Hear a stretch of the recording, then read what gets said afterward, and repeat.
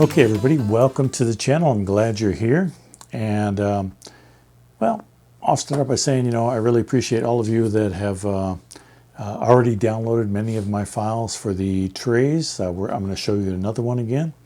But a lot of requests were for trays for the other volumes of Last 100 Yards. And so today I'm going to show you the tray that I made for Last 100 Yards Volume 2, Airborne Over Europe, game by Mike Denson, put out by GMT. And this is, I believe, either on the P500 or still available at this time. I'm not sure.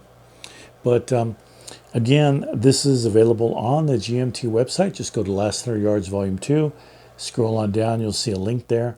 You can click on that and download your copy of the STL files, which you can link into your printer and make the exact same thing that I have here. So hopefully you appreciate that. Now, each one of these are custom made for each volume. So you might be able to get away with using one for the other ones, but this will guarantee that everything will fit back in there nice and snug and the way that it should. So let's take a look at them. All right, so when you open the box, you can have these either on the top or the bottom of the box, doesn't matter. I have them on the top. I have the German counters in gray, the American counters in green, and the game counters in blue here. So let's pull these out. And again, I have 3 boxes here. They are slightly different size, so don't think they're all exactly the same. I try to, but it doesn't always work that way. And as with all my games, all of the rest of your stuff for the game will fit inside the box. All of your player aids, your maps here, they all fit in there. And, just everything that comes with the game will fit inside this box here. And here we have our missions. And then we have our series rules, but, you go online to get those. And, again, some more player aids. And time track. This is your casualty track card and the playbook. So we'll move this out of the way for right now, and we'll take a look at all of these here. Now again, all of these interlock in. The game counter is different than the American counter, but they will, at least the lids will fit on there. They will interchange, but you don't want to. I like to color code them. I like to, use coloring to code where they go. That makes it easier for me. But in addition, I have on the sides here, this is tray number 1, tray number 2, and tray number 3. And so they are marked on the sides, and all of the lids are marked the same way so that you know which lid goes to which. So if you did print these all the same color, you're okay with that. And the same thing with the counter trays on the inside of the trays is that they all have tray 3. This one's 3B, and 3A, I'm sorry, and 3B here. So let's go ahead and get on over here to a little closer setup. So we'll start with tray 3B here, and these are all of your counters that are used for both sides. These are your attack counters here for the these are for the mortars, this is for the small arms, and this is for the artillery, or for your tank attacks and artillery are right here. Now when these two come out, they also make a tray for your dice so that you can roll your dice in. So you have everything you need to play built inside this here. And your dice just toss back in here, and they're good to go. Now, in this one here, we do have a 6-sided, we do have some 6-sided dice, which they are also in here, and they fit right into this tray right here, and we'll pull this out. And you can see that we have our mines here, small arms fire, and then when we tilt up the side here, you see that we have some, let me get it this way, so I think the lighting is better this way. Yes, it is. So you can see that we have other pieces that are in this side right here. And again, this is tray 3B. So let me turn that around. Now this does fit in one way. This is a little bit shorter on this side than here, so this does have to fit back that way. If you flip it around, it won't quite fit in there. And then we have these counters here, and it says tray 3A right there. And when you see that, you know that this is the direction that they would go in. And you can see that they're at different heights, and I have to do that to get them all to line up at the top there. So we put them back down.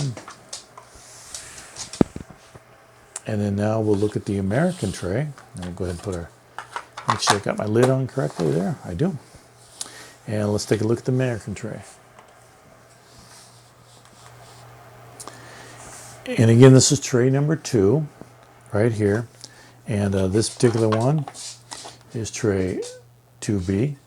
Now, most of these are used by the American side. As a matter of fact, you know, these are the American additional game pieces. And so you can see that what's there, and you can see that they're at different heights also. And I don't want to tilt it over too far, but you can see that they're different heights. And that slides in that slot. And this one here is all of your American playing pieces. And you see that we have, for your concealment, we have the artillery, well, we have the tanks, transport, artillery, bazooka special, you know, I believe underneath here. We also have some machine guns, which are right there.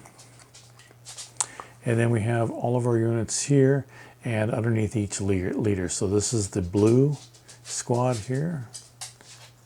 And then we have the company, I should say, the 3. So all of these fit in right underneath there to keep them all in order. And that's our American tray right there. And let's take a look at our German tray.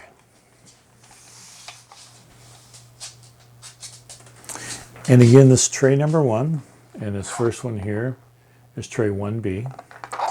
And this tray right here is tray, I'm sorry, this is tray 1A. Why did I say 1B? And this is tray 1B is what that is.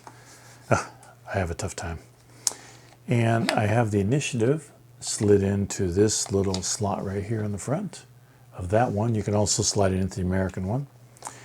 And again, same as last time. These are all the German counters used in the game to mark things. And then here are your German counter playing pieces. And you can see that we have underneath here are the platoons, and then further down you get into the squads there. And we have our hidden markers here. We have some specific guns for the anti-tank guns for the Germans, and we have the tanks for the Germans. We have some bunkers for the Germans. We have machine guns, bazookas here.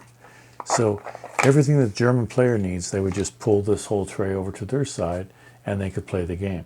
The only other thing they would need would be the attack counters, and those would be in the other tray that you'd leave in the middle for both of you to pull from.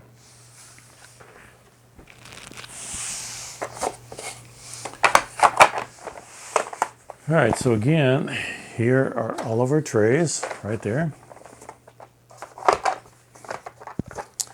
They fit in nice and neat here. And the box closes down completely, allowing you to stack it into your bookshelf if you want. You can stack it this way, whatever way you need, or lay it down. Doesn't matter. They will all stay there. Okay, so like I said, each one of these trays are made for each game, custom made for them. To get the STL files, head on over to GMT and go to Last 100 Yards Volume 2. Click on that. Scroll on down. You'll see STL files from the Nerd Workshop, John Reed, which is me. And enjoy. You know, print them up, have fun, organize everything. I like these things to be organized. I've been doing this for a while, and fortunately, GMT has agreed to work with me and host those, so please do let them know how much you appreciate that. I get comments from people thanking me for giving it to you free, which I don't mind doing, but definitely let GMT know, because they're using up their bandwidth, their website. They have to have somebody, you know, mainly it's Rachel Billings that puts them all up there. So, you know, give some kind words to them and thank them for hosting these and making it easy for you to download them and get them. And for those of you who don't have any type of 3D printer, there are places that you can get these printed at. So you can take the STL file, send it to them, pay a certain fee, whatever they charge, and they will make you the trays also. But it's much cheaper to have your own, and if you do get one, get the Bamboo Lab A1. I can't recommend that one enough. If you get the 4-color one, which is the one I have, I think it's like $600 or $700. It was recently on sale for like $450. But the single one is like $450, $399, something like that. So it's worth getting. But anyway, thank you for sticking around this long. Hopefully you'll be here next time. Just click on that like and subscribe button. You will get notifications that I'm making another video, and you can watch that one. Thanks for joining me today. Take care.